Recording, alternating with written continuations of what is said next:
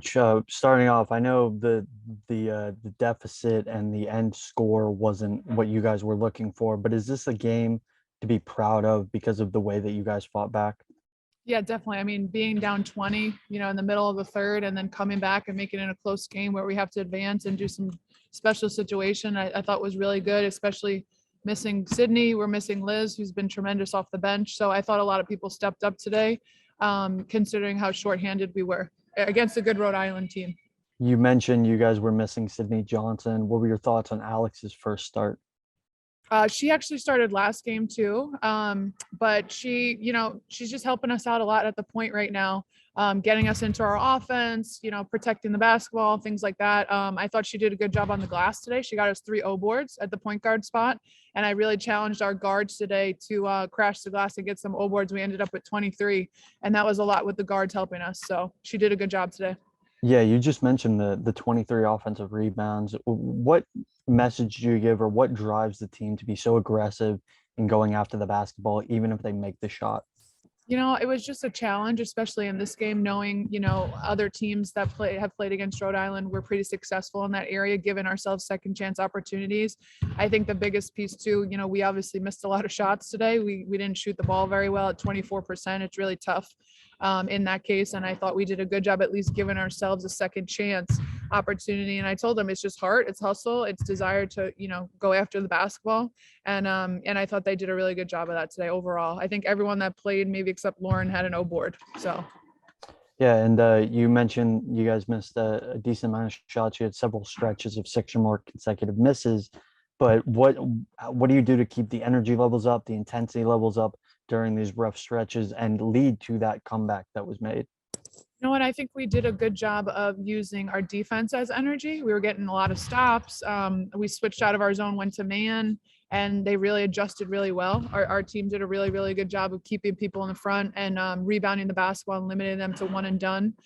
So I thought they did a really good job of being able to go from most of the game zone, switching to a man to try to get those stops and trying to just mess up with them on the glass a little bit going man. So I thought we used the defensive end as our energy, considering, we weren't really making a lot of shots today.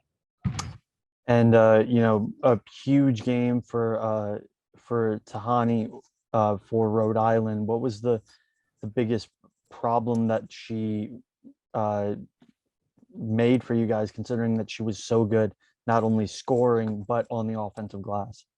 Yeah, I think what you just said is the biggest key. She had 7 O boards. I mean, it's really tough. She's very athletic. She's a big kid. Like, we knew it was going to be tough to box her out, and going into the scout personnel wise, that was a key for us to be able to box her out. And so I thought we could have done a better job on her, but very, very talented player. And then Kelsey Mingo had her career high 12 points. She had a couple of really clutch threes. What made her so willing to take those threes, as seeing as at the beginning of the game they weren't really falling for you guys? Was that her goal, to get that 3-point shooting going?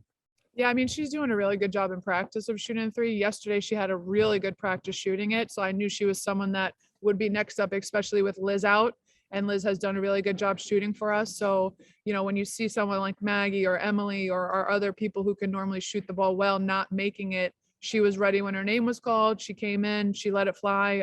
And I thought she did a really good job, not only shooting the basketball, but she did a really good job defensively in our zone, where she's a long player. She could play at the top and disrupt a couple of things. So I thought she played really well on both sides of the ball and was ready. Like I said, when her name was called, she stepped up big. And then finally, your last non-conference game is going to be later in this week.